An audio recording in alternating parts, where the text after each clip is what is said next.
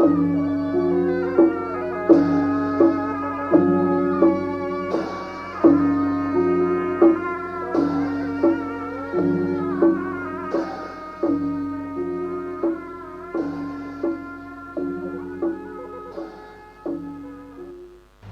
ยกมือ10 นิ้วกราบอาราธนาเอาคุณพระแก้วทั้งสามคือคุณของพระพุทธเจ้าคุณของพระธรรมเจ้าคุณของพระสังฆเจ้าคุณพ่อคุณแม่ผู้ให้กำเนิดเกิดมาเป็นคนคุณของครูบาอาจารย์ผู้ที่ประสิทธิ์ประสาทวิชาความรู้บุญศีลบุญทานที่ท่านผู้รับฟังได้กระทำปั้มเป่งมาเสื้อวัดเสื้อวาเสื้อบ้านเสื้อเมืองพระสยามเทวาธิราชสิ่งศักดิ์สิทธิ์ทั้งหลายอันรักษาบริวงคงเขตล้านนามีพระธาตุเจ้าบรมธาตุเจ้าดอยสุเทพพระธาตุเจ้าหริพุนชัยพระธาตุเจ้าลำปางหลวงพระธาตุเจ้าดอยกองมูและครูบาเจ้าศรีวิจัยนักบุญแห่งล้านนาไทยเป็นต้นขอยกมือ10 นิ้วกราบอาราธนาเอาคุณเหล่านี้มาปกปักรักษาทุกคนพ่อแม่พี่น้องหลานเหลนวงศาคณาญาติสังญาติธรรมและญาติทางสายโลหิตครูบาอาจารย์ทหารตำรวจและพระสงฆ์พระเจ้าพ่อนานพ่อน้อยพ่ออุ้ยแม่อุ้ยปีป้านาอาพ่อกาแม่กาตังหมอและพยาบาลผู้รับฟังรายการนี้ทุกคนขอให้มีความสุขกายและสุขใจสุขกายนั้นอย่าได้มีโรคภัยไข้เจ็บอันร้ายแรงมาเบียดเบียนสุขใจนั้น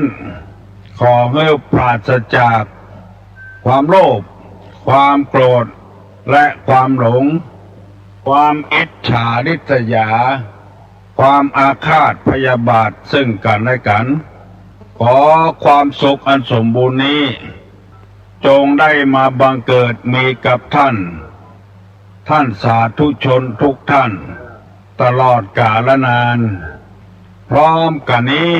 ขอยกมือ10 นิ้วปนมมือขึ้นเด้อได้ไหวพระพุทธเจ้าได้ไหวพระธรรมได้ไหวพระสงฆ์ไหวสิ่งศักดิ์สิทธิ์ทั้งหลายอันเป็นที่จ้างที่เพิ่งตลอดไปและ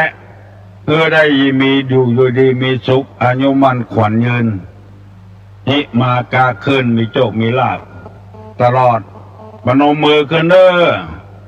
ปนมมือขึ้นเด้อว่าพร้อมกันอะระหังสัมมาสัมพุทโธภควาพุทธังภควันตังอภิวาเทมิกราบสวากขาโตภควตาธัมโมธัมมังนัมมัสสามิกราบสุปฏิปันโน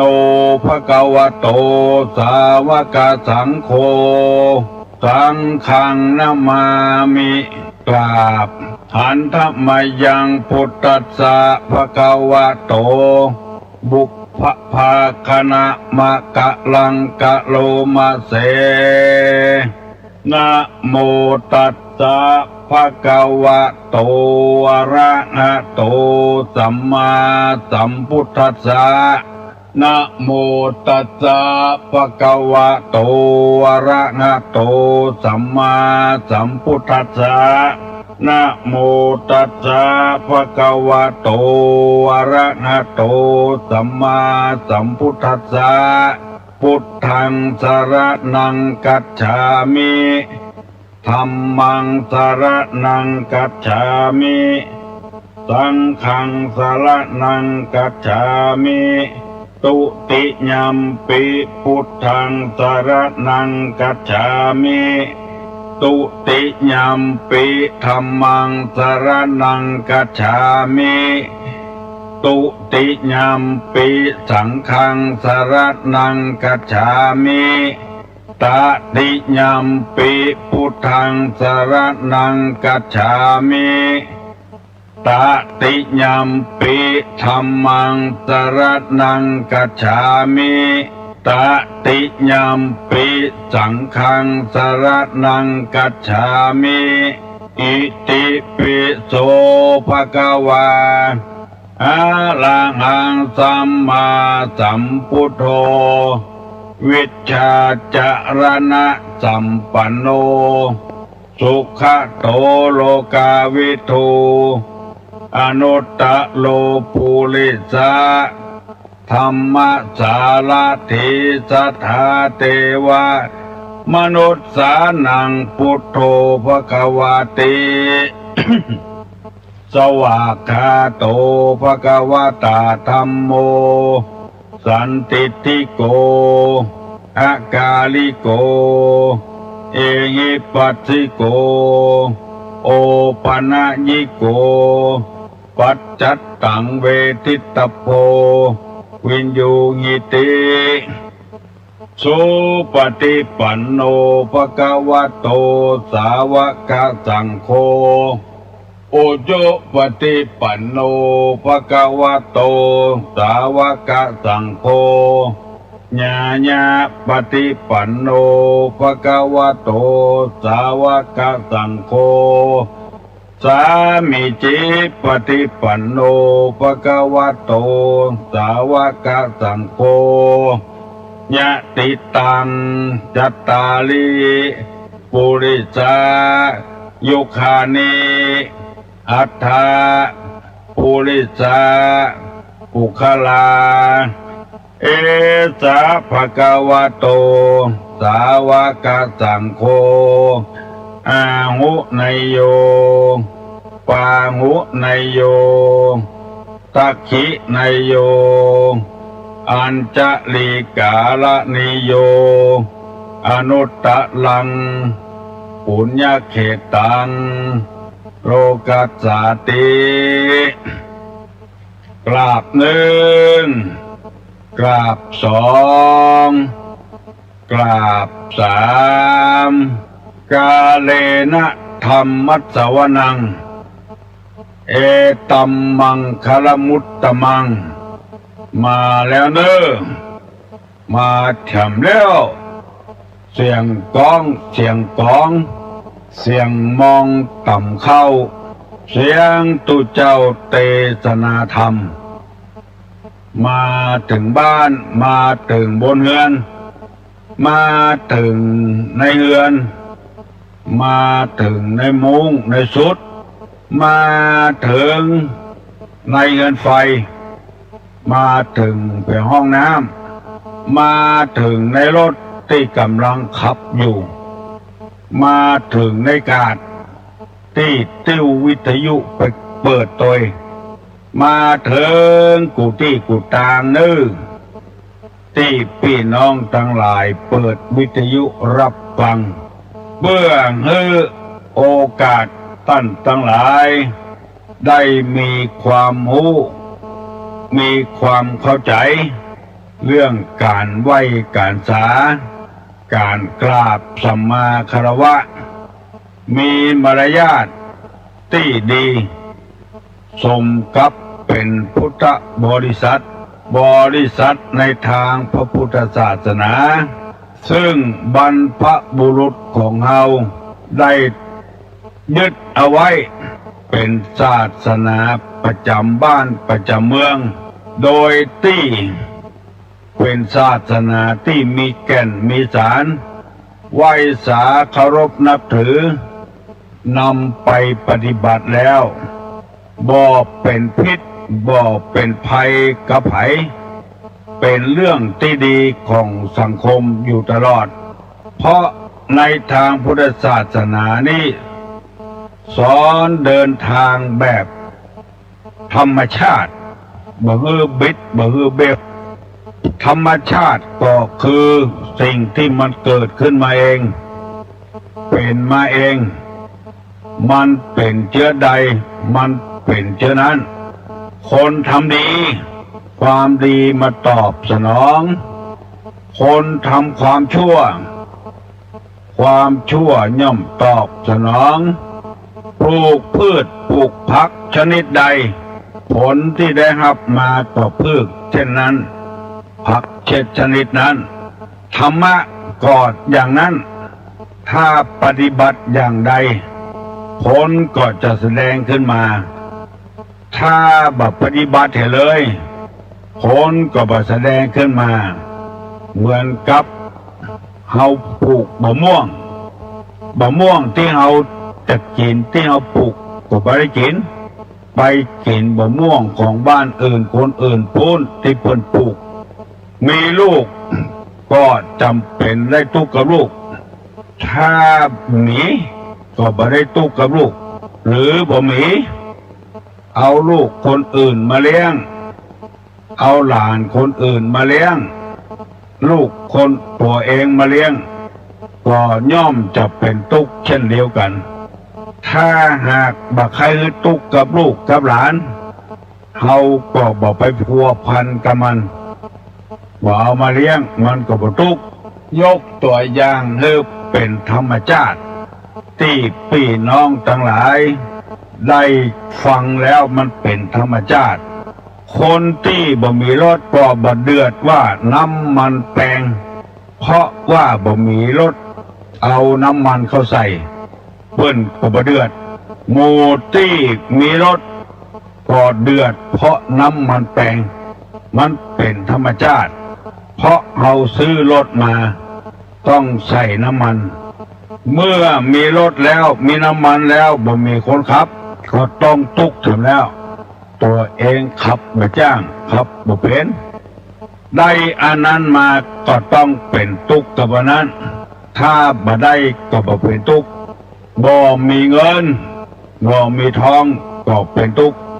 เพราะเฮาใจจ่ายสุรุ่ยสุร่ายเฮาขี้ค้านบ่ประกอบอาชีพอันใด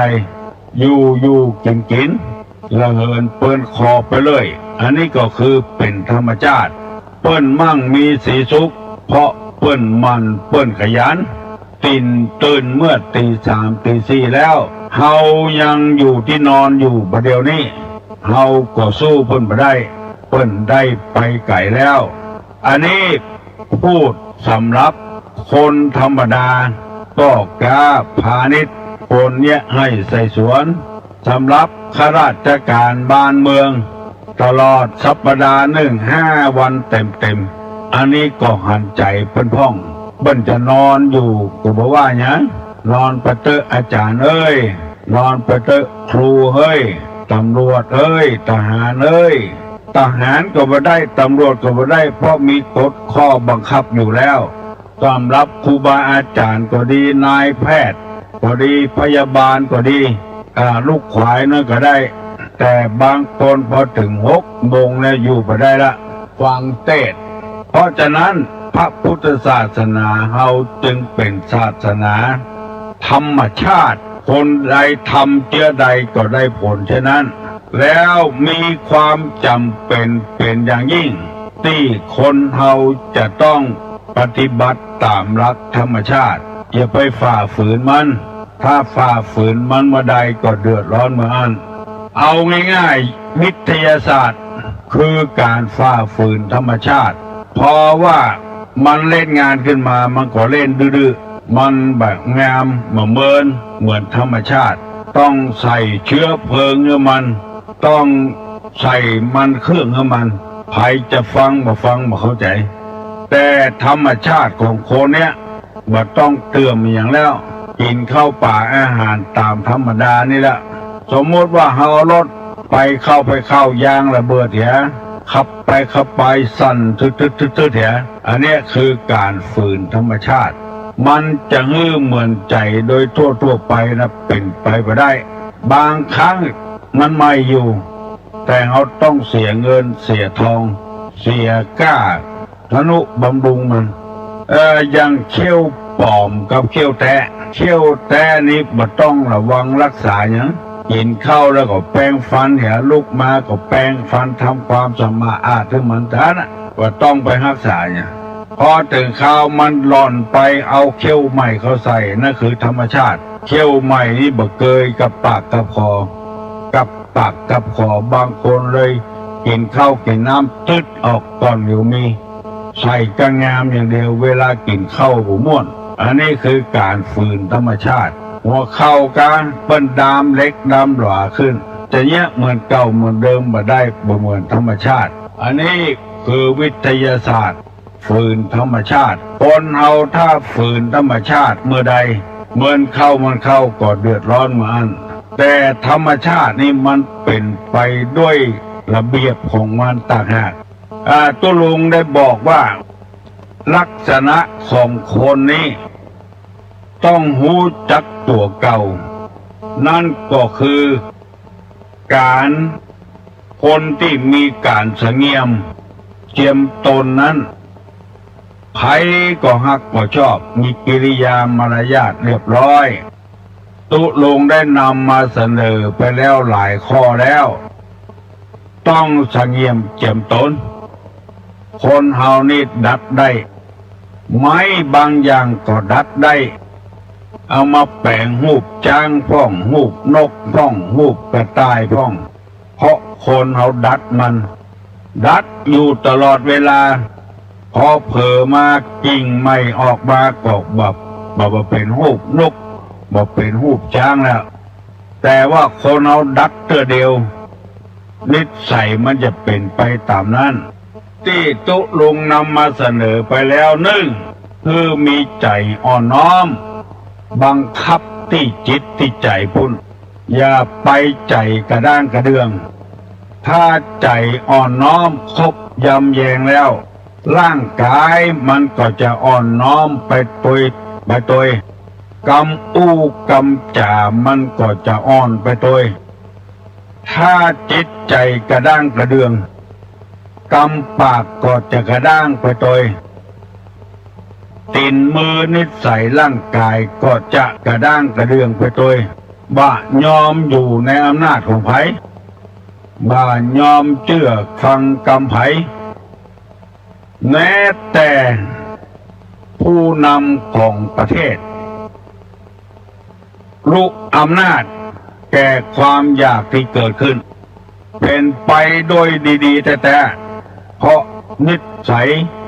จิตใจกระด้างกระเดืองมาอ่อนน้อมว่าเคารพนับถือรัฐบาลเนี่ยอย่างควางหูควางตาไปหมดมาเหมือนเจ้าบ้านเฮาธรรมดา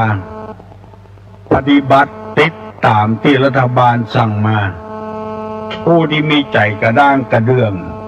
จะต้องเป็นคนอย่างที่เขาว่ารัฐบาลไปคุกคุนอยู่กับเจ้าบ้านเจ้าจองก็ว่าหาเสียงรัฐบาลไปต่างประเทศเพื่อไปสัมพันธไมตรีก็ว่าระยะนี้ไม่ควรไป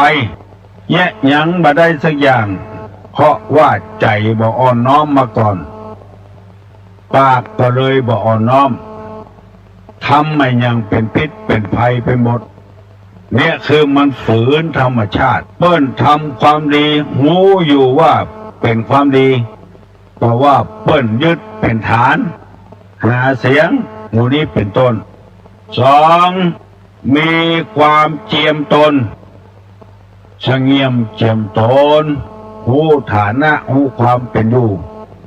ว่าอาจเอื้อมขึ้นไปสู่เบื้องบนปากก็เจียมกำปาก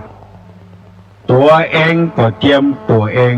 อันนี้มันเป็นธรรมชาติเพราะคนเฮานี่อ่อนน้อมไปได้ฝืนธรรมชาติไปพ้องนั่นก็คือบังคับจิตบังคับใจมาเสียประโยชน์ได้ประโยชน์มาสู่เปิ้นสู่ตัวเป็นคนอ่อมน้อมคบยำแยงผู้เฒ่าผู้แก่สามบ่ถือตัวสี่บ่ยิ่งยโส ห้าทำตนเหมือนผ้าเช็ดเท้าทำความสะอาดหรือเปิ้นหรือความสะดวกหรือเปิ้นหกทำตัวเหมือนกับโคเขาขาดบ่มีพิษบ่มีภัยบ่ควิดไผบ่ไล่ฆ่าไผเจ็ดทำตนดุจงูพิษที่ถูกรีดแล้วบ่มีพิษบ่มีภัยกับไผผัวก็บ่มีพิษกับเมียเมียก็บ่มีพิษกับผัวแปดอ่อนโยนเก้านุ่มนวล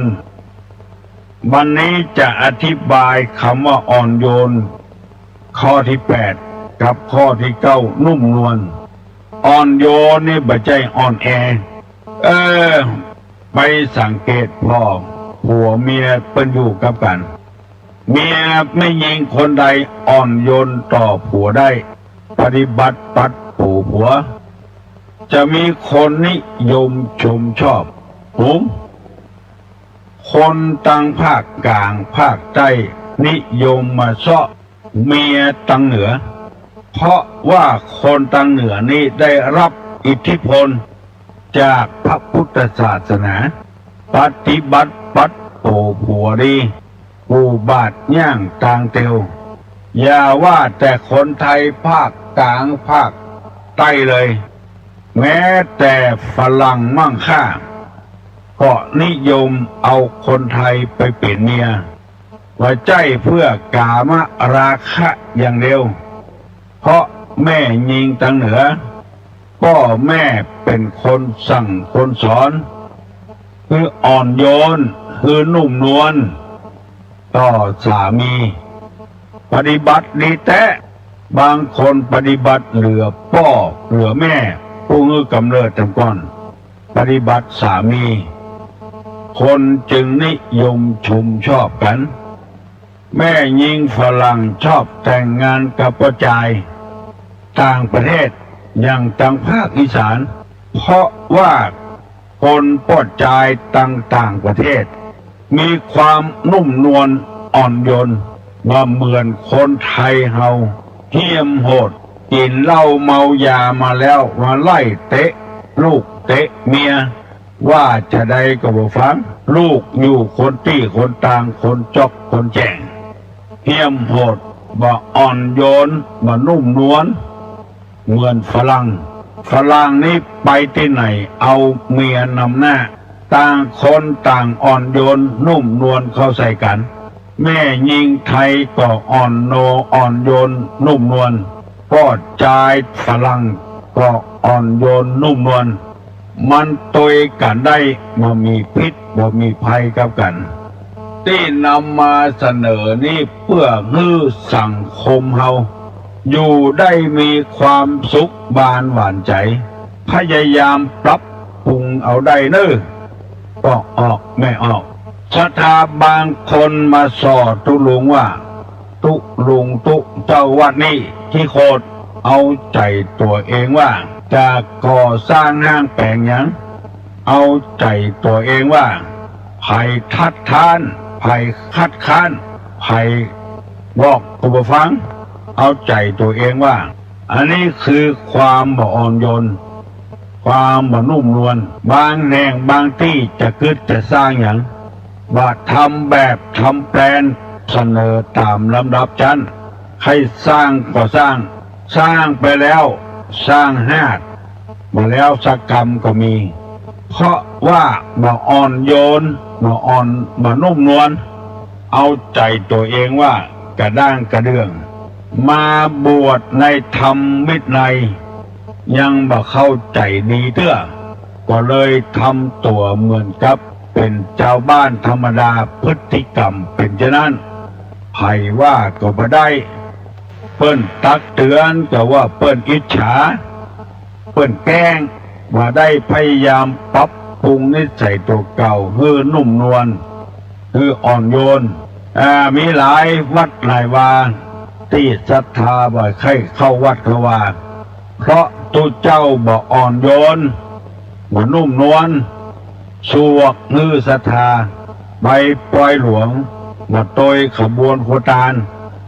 ไปที่อื่นที่ไกลคนที่คนต่าง ที่นำมาเสนอนี้บ่ได้ว่าหือไผสักตนเพื่อหือพ่อแม่พี่น้องลูกเต้าหลานเลนพระสงฆ์พระเจ้าได้มีนิสัยนุ่มนวลและอ่อนโยนหรืออ่อนโยนและนุ่มนวลกู้กลับก็ออกไม่ออกกู้อย่างนุ่มนวลเข้าใจดีอย่าไปโอหังทางแตกลูกเต้าก็ดีผัวเมียก็ดีพ่อกับแม่ก็ดีหัวหน้าคนก็ดีข้าราชการทหารตำรวจก็ดีถ้าคนใดอ่อนโยนและนุ่มนวลหัวหน้าเจ้านายอ่อนโยนนุ่มนวลต่อลูกน้องก็ฮักหมอแปงไปใจอำนาจบาดใหญ่เกินไปมันก่อมดตี้มดตาง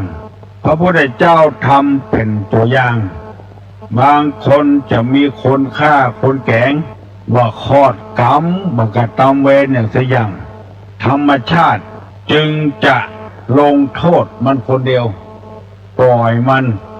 ตามความต้องการของมันเช่นพระเทวทัตใส่ร้ายป้ายสีพระพุทธเจ้ากู้ยังแม้แต่ลมหายใจบดายก็ใส่ร้ายพระพุทธเจ้าโคตรแต่พระองค์ก็บ่โคตรยังนุ่มนวลอยู่ตลอดเวลาไปที่ไหนครั้งหนึ่งพระองค์ไปบิณฑบาตคนที่นอกศาสนาว่ามีศาสนาหานพระพุทธเจ้ามาบิณฑบาตเมื่อเจ้าพร้อมกับด้วยภิกขุทั้งหลายคนนอกศาสนาปากันไล่ด่าพระพุทธเจ้าไปตั้งใดก็เกิดด่าจนพระอานนท์ทนบ่ได้ทูลถามว่าพระพุทธเจ้าหมู่นี้มันด่าถึงวันพระพุทธเจ้ายังไม่ย้ายไปที่อื่นเนี่ยพระองค์บอกว่าอานนท์เอ๋ยถ้าเขาย้ายไปที่อื่นด่าเขาแถมเขาก็ย้ายไปแถมเขาใจความอ่อนโยนใจความนุ่มนวลดีกว่าที่เขาด่านั้นมันบ่มีเป็นความจริงเขาใส่ร้ายป้ายสีต่างหากเขาบ่ฮู้น้ำทำคำสอนของเขามีนิสัยเจออี้มาแต่โคตรแต่เงาของเขาเพราะฉะนั้นเขาจะบหนีเขาจะอยู่เจ๊ะถ้ามันมีความผิดอย่างเขาว่าหมู่หัวโล้นหมู่บ่ทำประโยชน์อย่างนุ่งผ้ากับนุ่งแบบไม่ยิงแจ้งมาก็เสาะขอกินกับเปิ้นหมู่สุดกำพืชอย่างพวกเนี้ยหมู่นอกศาสนาด่าเพื่อนมันแบบเป็นไปอย่างนั้นเฮาบ่ได้ไปเบียดเบียนไผปรุงบาดแผลขึ้นร่องไผจะใส่เฮาก็จะเอาไผบ่ใส่เฮาก็บ่เอาสุดแล้วแต่เจตนาความสุขของเพิ่นเฮาทำอย่างนี้เฮาบ่ได้เกียรติได้ค้านอย่างที่กรรมเขาว่าอันนี้เฮาทำนุ่มนวลเฮาทำบาดมันอ่อนโยนเฮาบ่ได้ไปท้าประทายเขาบอกไปละอยู่นี่ก่อนเถอะนานไปความนุ่มนวลความอ่อนโยนของพระพุทธเจ้าสามารถชนะหมู่ที่นอกศาสนาฟังธรรมนักเข้า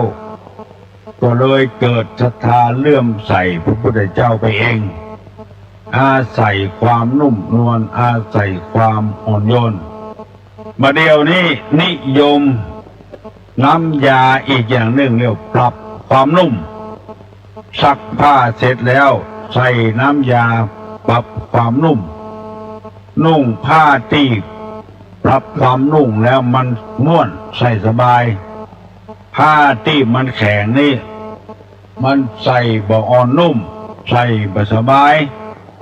เพราะว่ามันแข็งนอนทับก็แข็งถ้าปรับความนุ่มเห็นแล้วนุ่งม่วนอุปมาฉันใดขอเมตตาผู้ฟังทุกคนได้พยายามเป็นคนอ่อนโยนเป็นคนนุ่มนวลจะไปทอมตัวนักก็บ่ดีเฮายังมีพิษมีภัยอยู่ แต่ใจความนุ่มนวลความอ่อนโยนผัวทำก็ได้เมียทำก็ได้ลูกทำก็ได้ทำพ่อทำก็ได้แม่ทำก็ได้อย่างสมัยปัจจุบันนี้ใครอ่อนเกินไปลูกก็เลยได้ใจแต่ก่อนนี้ห้องแม่เฮ้ยพ่อเฮ้ยกินข้าวแล้วกาว่าบ่กินเตื้อกะมาเดี๋ยวนี้ต้องคับต้องโผมใส่ละอ่อนปูบาดย่างทางเตียวลูกของแม่เจ้าอ่อนโยนอ่อนนุ่มฟังแล้วมันม่วนมีหลายคนที่ใจวาจานุ่มนวลต้องคนพ่อลูกกินเข้าด้วยกันกินไปลูกมันไปคบใส่ฮัดใส่ทรายกินกับข้าวให้ขึ้นพ่อบอกกถามมาให้อย่างพ่อคบใส่ฮัดให้โอ้ดักเหี้ยพ่อเข้ามันปลูกกับดินมันก็เอาพ่ออดเอาเหี้ยนุ่มนวลใส่ลูกน้องเอ๋ยปีหน้านะเฮาปลูกข้าวเฮาบ่ปลูกกับดินนะเนาะเฮาไปปลูกบนป่ายไม้ปุ่นเนาะลูกเนาะเราเกิดพอเรานุ่มนวลขนาดนักนุ่มนวลต่อลูกมันก็เกิดได้ว่าไปเป็นได้จะได้เอาเข้าไปปลูกบนป่ายไม้มันปลูกกับดินมันก็ย่อมเป็นฮัดอยู่พ้องตุลงไปหันคนที่อ่อนนุ่มอ่อนโยนและอ่อนนุ่มนวลนี่ไปหันก็ขุนส่วนกับแปลงน่ะก็ขุนเป่าก็ขุนเป็นประชาเตื้อเนื่องปนิมนต์ไปเทศเพิ่นก็มานั่งในพ่อเป็นพ่อของพ่อเลี้ยงสวนเนาะเป็นพ่อของพ่อเลี้ยงทองใบลูกเพิ่นเล่าให้ฟังใจความนุ่มนวลน่ะก็ถามว่าอันกาพ่อเลี้ยงสวนอยู่นี่ก็อยู่รู้ทุกเจ้าเหรอพ่อเลี้ยงพ่อเลี้ยงสวนลูกเพิ่นแต่เจ้าบ้านห้องพ่อเลี้ยงก็ห้องตัวเปิ้นห้องลูกเป็นพ่อเลี้ยงมันนุ่มนวลทุลงได้ยินแล้วจำตะหอดมาเดียวเป็น40-50 ปีที่ล่วงแล้วมาแล้วอันนี้ยกตัวอย่างให้ฟังพ่อเลี้ยงใบพ่อเลี้ยงสวนนุ่มนวลอ่อนโยนว่าตามชาวบ้านว่าตามทุกเจ้าอันนี้ยกตัวอย่างให้ฟังพ่อคุณเปาคุณเป็นประชานี่มีเมียถึง3 คนอยู่ด้วยกันหันหมดมามีการทะเลาะเบาะแว้งกันบางคนนี่เมียเปิ้นตายไปเป็นเมียของเปิ้นทำไม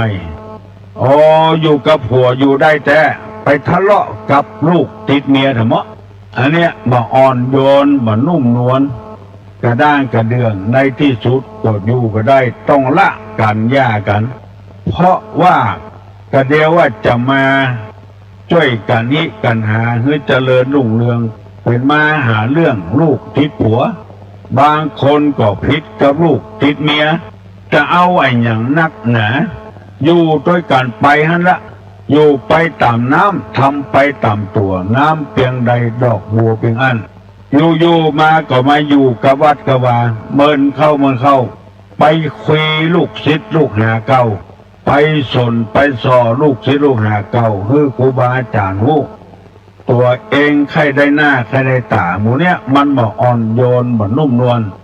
ฟังว่าอย่าเตอะพอออกไม่ออกบ่เสียผลมาเสียผลประโยชน์เอาละเนอบัดเดียวนี้ไผ่ยังบ่ลูกเตื้อเว้นแต่ข้าราชการบ้านเมืองที่เปิ้นทำงาน5 วันบ่ได้หยุดได้หย่อนชาวบ้านเฮาธรรมดานี่ลุกได้แล้วลุกลุกเจ้าเป็นเจ้างัวหลายลูกขวายถูกแม่แซ่หวายเมื่อเจ้าลูกเจ้าได้กินพักตั้งปลายลูกขวายได้กินพักตั้งเก้าใครมีปัญหาอันใดจะอู้กับตุลุงฮัลโหลครับมาทำปัญหานะครับสั่งค่าวัตถุ4นะมีอย่างพ้องมีอย่างพ้องนะถามน้องๆหนูเจริญพรเนอเอาให้ตอบได้ตอบมาเนอ สังฆะวัตถุสี่คืออะไรบ้าง ตอบมาเน้อเจริญพรไว้สาตอบครับการกับปิยวาจาอุ้งอ้วนอัตจริยาบำเพ็ญตนเป็นประโยชน์สมาและตตาวางตัวสนสม่ำเสมอครับเจริญพรปิดน้องงานป่าม่วงตอบมาแล้วเนอะ1 ตาล 2 ปิยวาจา 3 อัฏฐจิตจริยา 4 สมานัตตาอันนี้เรียกว่า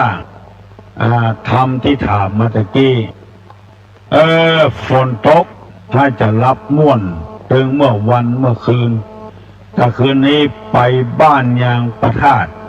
โอ้เสียดายเตดไปได้น้อยเดียวฝนตกได้เตดมาถึงชั่วโมงสักกรรมขออภัยเนอะคนหลายแตะหลายว่าฮัลโหลน้าวันสาเจ้าตัวของเจ้า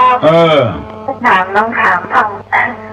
มักมีองค์8ย่อเลย3มีอย่างท่องเจ้า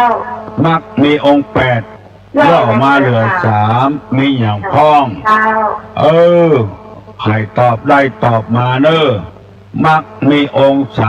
3มักมีองค์8เห็นชอบดำริชอบวาจาชอบการงานชอบเลี้ยงชีวิตชอบส่งเคราะห์เข้าอันยังย่อมาเหลือ3ใครได้ตอบมาเนอะน้องพิษสมัยเปิ้นถามมาเปิ้นลองคุมพอน้อยพอหนานพออุ้ยไม่อุ้ยตู้เจ้าพนายก็ตอบได้เนอะตอบได้เหมือนกันกูคนเอาบ่ใจคนที่ไหนบ่ใจไตที่อื่นวันนี้ได้ข่าวว่าพ่อออกแม่ออกปูนตังหลับปูนปุ่นนะบ้านโฮงหลับปูนปุ่นนะห้วยปูปุ่นจะพากันมาส่วนมากเชื้อชาติเป็นปักกญอแต่งตัวปักกญอมาเนอะห้วยละบ้านห้วยปูฮัลโหลไว้สาครับย่อเหลือ3เนี่ย4เป็นสมาธิปัญญาเลยเหรอครับย่อลงเหลือศีลสมาธิปัญญาแล้วขอถามอย่าง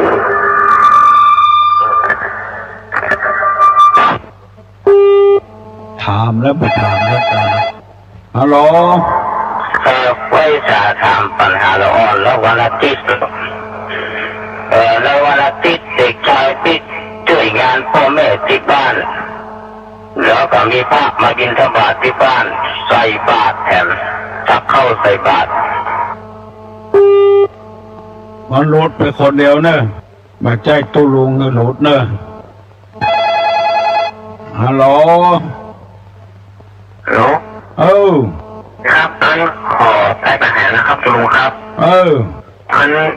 สบายใจได้นะครับอันรีบโทรรีบทายตะวันจะใส่ตลาดจะไว้ใส่บัวจะเน่านี่หายตายได้ของครับไผ่ตอบได้เนาะรีบโทรรีบทายตะวันจะใส่ตลาดจะไว้ใส่บัวจะเน่านะครับครับไผ่ตอบได้ตอบมาเนอะรีบโทรรีบพายตะวันจะสายดอกบัวจะเน่าหมายความว่าเจอใดไผ่ตอบได้ตอบมาเนอะจ้าเนอะอย่าไปไวยฟังจ้าเนอะอย่าไปไวยฟังไผ่ตึงบ่ลูกนะฮัลโหล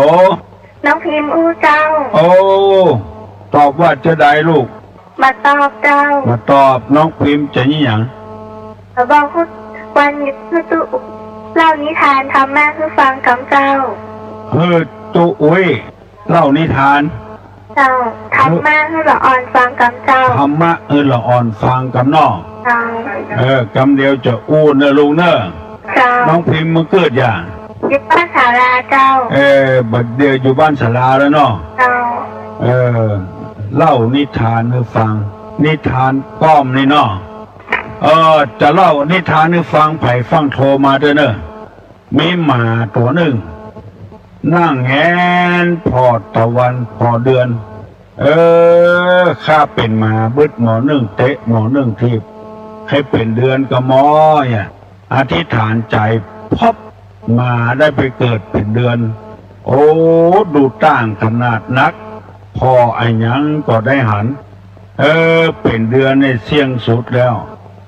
ทางกรรมเดียวจะพอไอ้ยังก็บหารแล้วก้อนเมฆมาบัง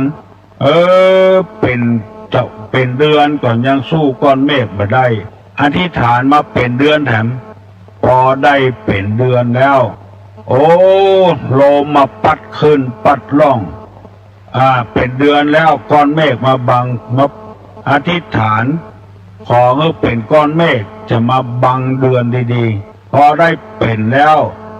ลมมาปัดสู้ลมมาได้ก็ขออธิษฐานให้เป็นลมพอได้เป็นลมแล้วปัดไอ้อย่างไปหมดทุกทางหมดปัดจอมปลวกมาลงมาขอเป็นจอมปลวกแถมพอได้เป็นจอมปลวกและลมปัดมาได้แล้วควายเอาโก้นมาถูโอ้สู้ควายมาได้มาเป็นควายแถมพอได้เป็นควายแล้วบางวันจะเอาโก้นไปถูจอมปลวกเชือกมัดไว้เหรอโก้นไปถูมาได้มาขอเป็นเชือกพอได้เป็นเชือกแล้วมัดควายได้แล้วซ้ำหนูมาครบโอ้มาเป็นหนูแถมพอได้เป็นหนูแล้วออกหากินเมื่อวันก็มาได้แมวไล่ครบมาเป็นแมวแถมมาเป็นแมวไปที่ไหนก็มาไล่ปิกมาเป็นหมาอย่างเก่าอันนี้สอนให้คนเขาว่าเขามีความสุขเท่าที่เขาเป็นอย่าให้ไปเป็นหั่นเป็นนี่เอาไปเอามามันก่อนอย่างเดียวกันนั่นแล้วคนตุกก็กินข้าว3 คาบคนรวยก็กินข้าว3 คาบยามหนาวก็หนาวเหมือนคนตุกยามฮ้อนก็ฮ้อนเหมือนคนตุกจะไปผ่าธนาให้มันเกินกว่าตัวพิจารณาเอาอย่าไปให้มันเกินกว่าตัวน้องพิมพ์ได้ยินแล้วเนาะเข้าใจแล้วเนาะน้องพิมพ์เนาะจะไปเหิมตัวเปิ้นอยู่ไปตามน้ำทำไปตามตัวหูสภาวะของตัวฮัลโหลจ้านมัสการเจ้าตัวนิทานก้อมเนาะเจ้าได้ยินก็จ้าได้ยินเจ้าไล่อย่างแถมตึงไปนอนโรงพยาบาลได้ยากโรงพยาบาลของเก่าเนิ่นบัดถ้าถามหาผ่าธนาใหม่ใจเด้อไปนอนโรงพยาบาลมาหายไปไหนเป็นได้สบายดีแล้วเนาะสบายดีแล้วไผ่ไข้หูตุลุงสบายบ่สบายฟังวิทยุมาเช้าด้วยเนาะเสียงเจ้าลุงสดใสเนาะอันแหละที่ไหนฮะที่ไหนฮะเจ้าอยู่หอดเจ้าฟังเจ้าลุงทุกวันน่ะบางนี้เจ้าบุคคลที่เจ้าบอกไปว่ามันเหมือนการเปิ้ลเมืองหอดเมื่อก่อนเจ้าเอาไก่แตะไก่ว่าเนาะจะฟังถึงว่านมันนะแต่ฟังเจ้าลุงเนี่ยมันโม้เลยมันม่วนก็ม่วนแกเข้าใจก็เข้าใจตัวลุงสอนทำแม่สอนน่ากะอ่อนน้อมอ่อนโยนไว้เนอลูกเนอโอ้อายุแก่แล้วกันจะลูกอ่ะ40-50โอ้เป็นน้องเนาะเป็นน้อง40-50ละเจริญพรเนอเอาละเนาะพี่น้องทั้งหลายจะได้ย่างก่อนเด้อพนมมือขึ้นเด้อจะปั่นปอนหรือฟังได้ศีลได้ปอนแล้วก็เป็นญาติการญางานจะปลอดภัยอายุวัฏโกธนะวัฏโกสิริวัฏโกยัสสะวัฏโกปละวัฏโกวนะวัฏโกสุขวัฏโกทุสัพพตาทุกขโลกาปัญญาเวลาโสกาจันตุจุปตวาอเนกาอันตรายาปิวินาสันตุจเตจสาใจยะสิทธิตนังลาพังโสติภกัญญังสุขังพลัง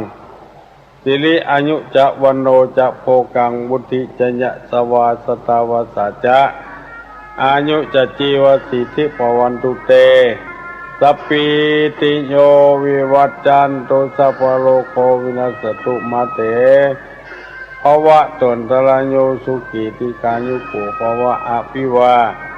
ตนาสีริสานิจังวุธาปจายิโน จตารโอธรรมาวัฏันติอายุวันโนสุขังปะลัง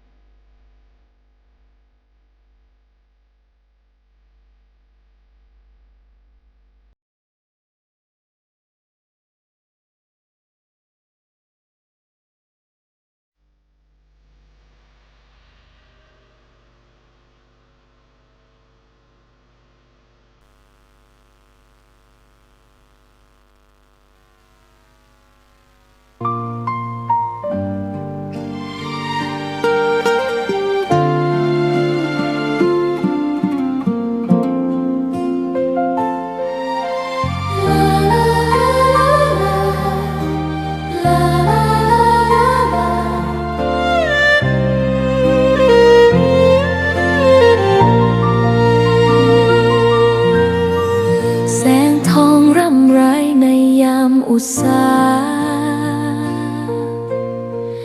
ยังเห็นพระเมตตาอยู่ทุกแห่งหนน้ำพระทัยฉโลมใจคนทั่วพื้นแผ่นดินยังอบอุ่นรอยยิ้มพระพักตร์ยังส่องแสงในดวงใจไทยไม่ลืมเสียงสายลมแผ่วเบาเหมือนเอ่ยคำปลอบว่าพระองค์ยังอยู่ใกล้ขอกราบแทบบาทด้วยรักนิรันดร์น้ำตาหลั่งพลันจากใจคนไทยแม้เสด็จสู่ฟ้าไกลแต่พระหฤทัยอยู่ในแผ่นดินนี้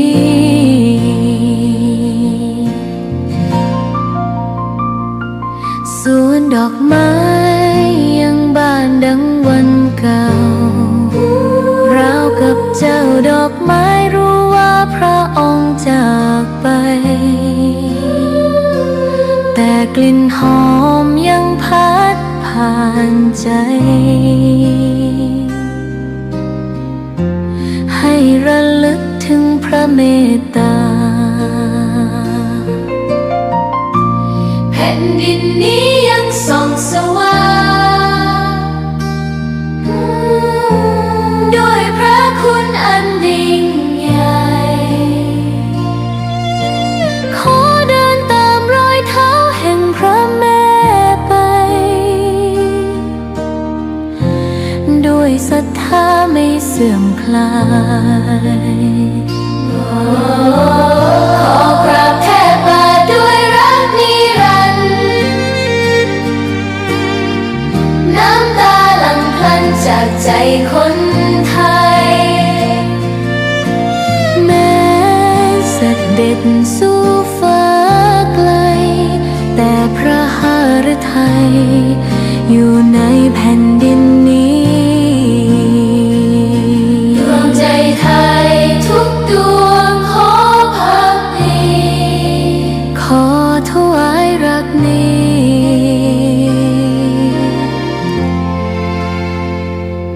นิรันดร์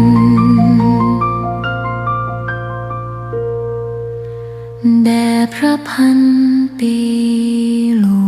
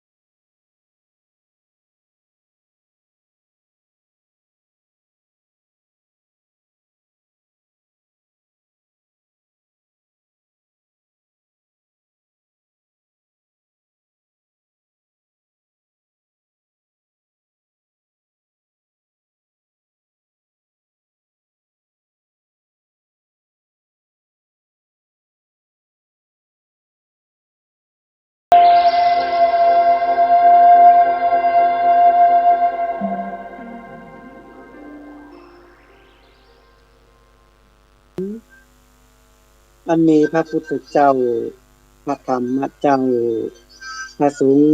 พระเจ้าน้อมไว้สาปุญญาบารมีธรรมพระเดชพระคุณพระเถรานุเถระเจ้าคณะพระสังฆาธิการสามเณรเจ้าทุกตนทุกองค์ด้วยความเคารพยิ่งข้าผมยินดีต้อนรับเข้าสู่รายการสัปเรื่องเมืองล้านนานะครับเจ้าวันติดนะครับก็มาฟังรายการสัปเรื่องเมืองล้านนานะครับของอาจารย์พนันไปสอนนะครับหนังอุจาผู้แม่พี่น้องท่านผู้ฟังนะครับจัดติดธรรมตั้งหลายพื้นบ้านล้านนาของเราก็มาฟังกันนะครับก็ขาดหายไป 2-3 อาทิตย์เนาะก็มีท่านผู้ฟังหลายท่านหลายคนเพื่อนก็โทรมาถามว่ารายการพนานมาได้ออก 2-3 อาทิตย์แล้วเนาะก็เปิดถ่ายทอดนะครับถ่ายทอดป้องพระอาจารย์เปิ่นบัดตันเปิ่นไป บิณฑบาตป้องเนาะก็บ่เป็นหยังครับพนานยังอยู่เหมือนเดิมนะครับก็ขออนุโมทนาบุญครับทุกท่านทุกคนบรรดาพ่อแม่พี่น้องสถานาบุญทั้งหลายนักศีลนักบุญปืนบ้านล้านนาของเฮานะครับที่ฟังขึ้นสถานีวิทยุ 104.50 นะครับตั้งอยู่ที่วัดฝ่ายหินในมหาวิทยาลัยเชียงใหม่วันติด 8 โมงเมื่อเช้านะครับพ่ออาจารย์พ่อนันไกรสอนก็จะได้มานั่งอุจาพ่อแม่พี่น้องท่านผู้ฟังแฟนรายการญาติธรรมทุกท่านทุกคน เรื่องของจารีตที่ห้อยบ้านเฮาเนี่ยอดกระถินป้องกระเดินหนีเป่งป้องกันเนาะเรื่องเหีบกองของบักเก่าทั้งหลายนี่เอามามาจ่าให้พ่อแม่พี่น้องท่านผู้ฟังได้ยินได้ฟังกันเป็นประจำทุกวันอาทิตย์ถ้าว่าเปิ้นมาได้ถ่ายทอดอย่างเนาะอย่างเดินหนีเป่งที่เปิ้นก็ถ่ายทอดเทศธรรมหาจารย์ฟังม่วนนะพ่อแม่พี่น้องท่านผู้ฟังผู้นานฟังนี่ผู้นานฮื้อคะแนนด้วยหรอ ฮื้อคะแนนอย่างใดแปลว่าฟังว่าตุท่านตรงตนไหนเพิ่นเทศน์ปฏิเสียงดีนะเฮาก็จะหมายเอานั้นถ้าเฮามีการมีงานเฮาก็จะเอาท่านนั้นไป อันที่เสียงดีๆนะเทศน์ปฏิเสียงม่วนๆเสียงป้อยๆนะผู้นานจะหมายไว้เลยว่าจากเนี้ยถ้ามีการมีงานนี่จะโทรห้องไรนะ นี่มันเป็นอย่างที่เราฟังแล้วมันต้องเก็บมาคิดด้วยนะเวลามีการมีงานอย่างเฮาก็ได้นิมนต์ท่านไปตรงไหนเพิ่นเทศน์ม่วนม่วนฟังม่วนนี่นะเฮาก็จะได้จดเบอร์โทรบนหยังเพิ่นไว้เวลามีการมีงานกินการงานบุญเฮาก็จะได้นิมนต์ท่านไปเนาะเป็นงานมงคลงานวะมงคลหยังเฮาก็นิมนต์ได้นะท่านทุกเจ้าพระสงฆ์องค์เจ้าที่เปิ้นเทศน์ในพื้นบ้านล้านนานี่เปิ้นรับนิมนต์ทุกตนทุกองค์เลยทุกรูปเลยเพราะนั้นก็เคย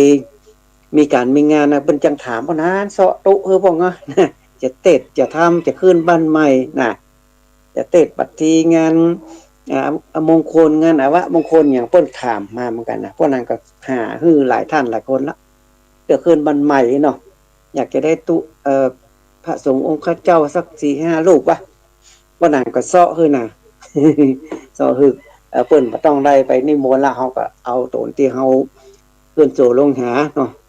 เอาไปทำการมงคลต่างๆบ่ว่าคืนบ้านใหม่เป็กตุบทพระทำการมงคลอวะมงคลทั้งหลายนี่เพราะนั้นยัง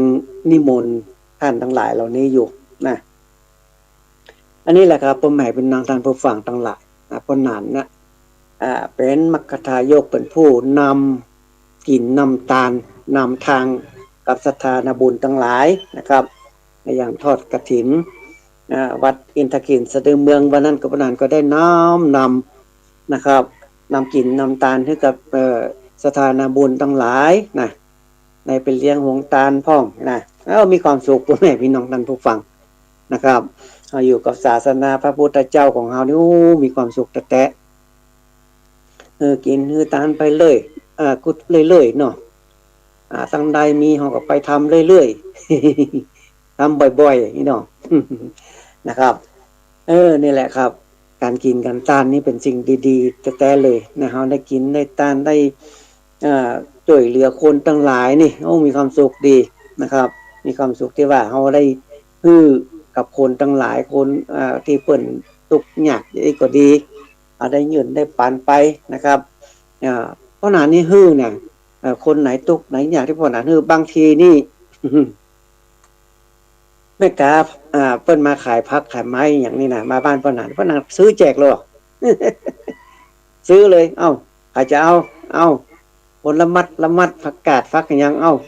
ผักคะน้าแจกซื้อแจกเลยเพราะว่าเฮาต้องเกื้อกูล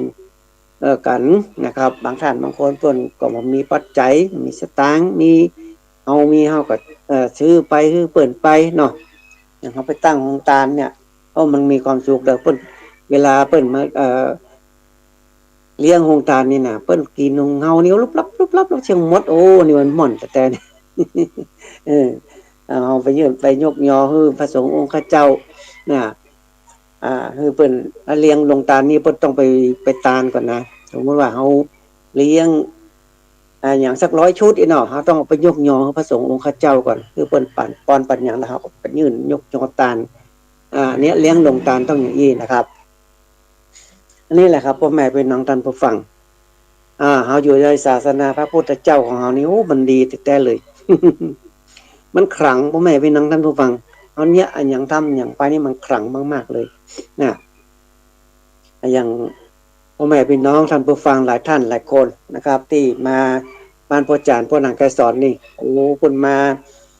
รถน้ำกำมินจมปล่อยมาเพิ่นเตือเพิ่นเป็นเคราะห์เป็นภัยถูกรถปัดรถจนถูกอย่างเป็นเพราะเป็นภัยเป็นเพิ่นฮ้องว่ามีเคราะห์อินเตอร์เนาะบนบ้านนาของเราเพิ่นมีเคราะห์มีอย่างที่มันบ่ดีนะแต่มันบางคนมันก็ไปประสบอุบัติเหตุเพิ่นก็ว่าเป็นเคราะห์เป็นภัยเนาะเพิ่นก็มาลดเคราะห์สะเดาะเคราะห์เนี่ยโดยนำกำเนิดจมปล่อยโดยคาถามหาสังเกตหลวงธรณีสารเอกอย่างเนี้ยเพิ่นเอาเสกเอาเป่าฮื้อกับคนที่เพิ่นมีเคราะห์มีภัยนะมีเคราะห์มีภัยอย่างทั้งหลายเนี่ยเพิ่นก็มาทำกันเพิ่นบ้านล้านนาของเฮานี่เป็นอย่างนี้แต่เลยนะถ้ามีเคราะห์มีภัยนี่เพิ่นจะไปส่งจนหน้าจนหลังกาหรือว่าจะไปจุดเทียนปูจาลดเคราะห์กาเนี่ยปูเทียนปูจานี่มันจะมีลดเคราะห์เนี่ยมันจะมีลดเคราะห์อันหนึ่งรับโจกอันหนึ่งแล้วก็สืบชะตาอันหนึ่งอยู่ในเล่มเดียวกันนะอันนี้มีในพื้นบ้านล้านนาของเฮานะคนไหนที่มีเคราะห์มีภัยนี่นะเพิ่นก็จะไปลดน้ำกำมินจมปล่อยส่งจนหน้าจนหลังส่งพวกเกิดแม่เกิดกะเนี่ยหรือว่าจุดเทียนปูจากะเนี่ยอาบน้ำกำมินจมปล่อยกะเนี่ยแล้วก็สิ่งทั้งหลายมันก็จะหายนะเป็นเคราะห์เป็นภัยทั้งหลายนี่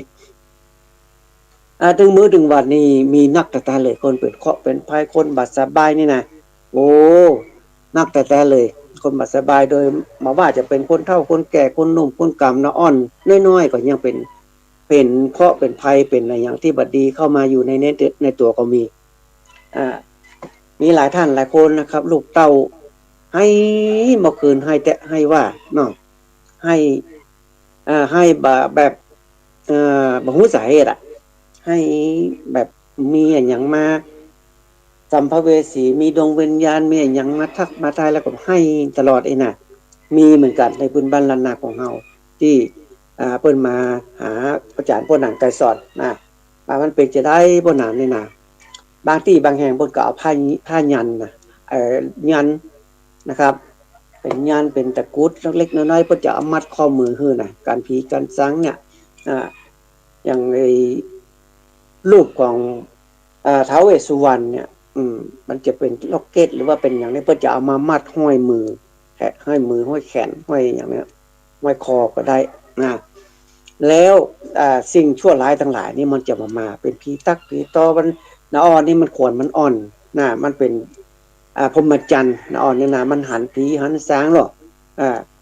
เพิ่นว่านะอ่อนที่เกิดใหม่ๆนี่นะตัวน้อยๆเนี่ยมันนอนในอู่นี่นะเวลามันไข้หัวแล่ๆเนี่ยมันหันเป็นผีเป็นสัมภเวสีเป็นวิญญาณเนี่ยมันหลอกมาเล่นมันนะอ่อนที่อยู่ในอู่ในเปนี่นะมันจะไข้หัวคนนี้แล่ๆเอาผีมาเล่นหน้าเล่นตามันจะไข้หัวนะอันนี้แหละเพิ่นป้องกันได้แล้วพ่อแม่พี่น้องท่านฟังเพิ่นจะเอาพยัญท้าวเวสสุวรรณเนี่ยไปมัดติดอู่ นะมัดติดอู่ถ้าเป็นเตียงก็มัดติดหัวเตียงไว้นะยันท้าวเวสสุวรรณนี่หรือว่าจะเป็นยันเตียนก็ได้นะเพิ่นมาประจุดไปตามท้าวเวสสุวรรณนี่โดยบ้านแค่เป็นผ้ายันมากกว่าคนที่น้าอ่อนนะครับที่มัน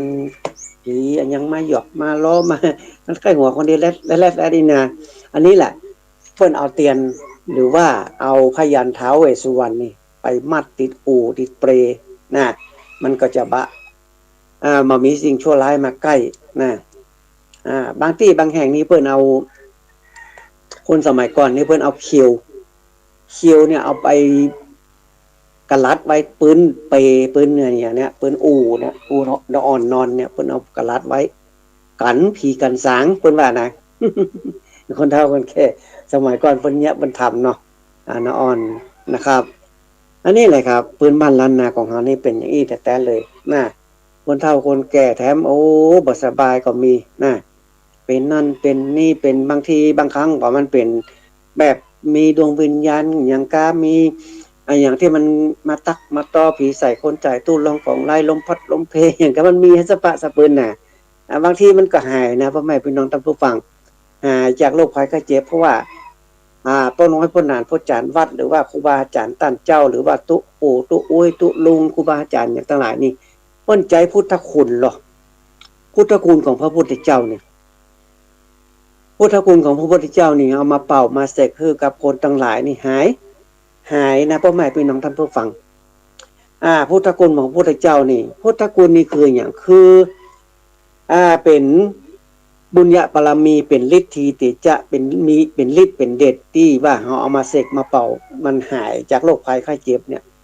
อันนี้แหละคือพุทธคุณของพระพุทธเจ้านะมันมาจากอิติปิโสภควาสวากาโตอรหังสุปฏิปันโนอย่างเนี้ยคุณพระพุทธคุณพระธรรมคุณพระสงฆ์เนี่ยคุณพระพุทธ56คุณพระธรรม38คุณพระสงฆ์14เนี่ยรวมกันเป็น108เนี่ยอันเนี้ยคุณพระพุทธเจ้านะเพิ่นบอกว่าอย่างเพิ่นเล่นนักเซียนพระเซียนอย่างที่เพิ่นว่าของนี่มีพุทธคุณก่อยเคยปลุกเสกหรือว่าเป็นของที่สร้างขึ้นมาปลอมขึ้นมาอย่างนี้ก็มีนะอย่างพระสมเด็จพุทธจันโตพรหมรังสีวัดระฆังเนี่ยของแท้ๆนี่นะจะเป็น10 ล้าน20 ล้านโอ้เพิ่นมีโคตรมีหยังหรอเพิ่นส่องเข้าไปนี่นะมันมีพุทธคุณในตัวนะพุทธคุณของพระพุทธเจ้านี่เหรียญอย่างเพื่อนของเหรียญมันเป็นเหรียญหรือว่าเป็นพระสมเด็จพุทธจันโตพรหมรังสีนี่นะก็จะมีโคตรมีอย่างมีล่องบ่ามันซ้ายขวาบัดเต้ากันก็นะหรือว่ามันจะเป็นเกตทะลุซุ้มก็มีเนี่ยทะลุซุ้มเนี่ยหมายความว่าเกตหัวของเหรียญพุทธจันโตพรหมรังสีหรือว่าเป็นพระเกตโบตูมอย่างเนี้ยมันจะมีทะลุซุ้มนี่มันหมายความว่ามันเป็นที่โค้งที่รูปในพระเครื่องนะและตังบนมันหัวจิกของพระนี่มันจะล้ำซุ้มเข้าไปนะเพราะว่าทะลุซุ้มเกตทะลุซุ้มนะเพิ่นจะดูเพิ่นจะส่องดูว่ามันมีอย่างพ่องในนั้นนะเพิ่นจะขยายออกมามันจะเป็นพุทธคุณมันจะหันเลยมันจะมีแสงมีอย่างออกมามีเหมือนกับกาบขึ้นลงมันจะหันนะแล้วมันจะมีโคตรหลายอย่างมีห้อยปูไตก็มีนะปูมันไตไปนะมันจะมีห้อยปูนะอันนี้เพิ่นจะเข้าไปดูได้นะเรื่องของพุทธคุณนี่นะพ่อแม่พี่น้องท่านผู้ฟังเรื่องพุทธคุณของคลังทั้งหลายนี่นะยกตัวอย่างพระสมเด็จพุทธจันโตพรหมรังสีที่แปลง10 ล้าน20 ล้านนี่นะมันแปลงได้อย่างไรมันมีพุทธคุณนะเพิ่นจะทดสอบได้ทดสอบอย่างไรทดสอบเพิ่นจะมีเครื่องทางวิทยาศาสตร์นี่เวลาเอาใส่พระเอาห้อยพระเนี่ยเอามือไปวางเนี่ยสีมันจะขึ้นหน้าจอเลยสีมันจะเป็น400 สีปันสีขาวสีเหลืองสีแดงสีอย่างจะขึ้นมาเพิ่นฮ้องว่าสัพพันนรังสีมันจะขึ้นมานะสีมันจะขึ้นมานะครับสีแห่งพลังของสิ่งนั้นๆนะครับอย่างห้อยพระดีๆพระของแท้สมเด็จพุทธจันโตพรหมรังสีน่ะเอาห้อยปุ๊บแล้วเอามือไปวางมันจะหันเลยมันจะขึ้นมาเลยนะมันจะมีเครื่องมันเป็นเครื่องตรวจสอบพลัง พลังลึกลับพลังบุญพลังบารมีของพระพุทธเจ้าเนี่ยมันจะหันนะครับ มันจะหันถ้าถอดพระออกแล้วเอามือไปวางมันจะไปรูปแบบหนึ่งนะถ้าพระสมเด็จพุทธจตุกรมรังสีนะเอาองค์แต่องค์ที่มันแปลงที่มันเป็นได้ของเก่าของแก่นะอย่างพระหลอดละปูนเนี่ยถ้าของเก่าของแก่แต่เนี่ยเอาห้วยพวกเอามือไปวางเนี่ยมันจะขึ้นมาเลยสีแสงมันจะขึ้นมาทันทีเลยตรงกันข้ามกับห้องบ่ห้อยพระแล้วเอามือไปวางเนี่ยมันสีแสงมันจะบักขึ้นเลยนี่มันตรวจสอบได้พ่อแม่พี่น้องตรวจสอบพลังบุญญาบารมีพลังสิ่งลี้ลับที่ของสิ่งนั้นนะครับ มันจะรู้เลยนะอย่างพระหลอดละปูนเนี่ยพระหลอดมหาวันเนี่ยเวลาเอาห้อยของแท้นะมันห้อยคอแล้วเอาไปมือไปวางเนี่ยมันจะขึ้นมาเลย มันจะสีแสงมันจะงามขึ้นมาเลยนะครับ มันจะตรวจสอบได้ตรวจสอบได้มันมีเครื่องตรวจสอบอยู่นะครับอย่างพระหลอดมหาวันเนี่ยมันมีอยู่เป็น2-3รุ่นเนาะรุ่นอันที่มัน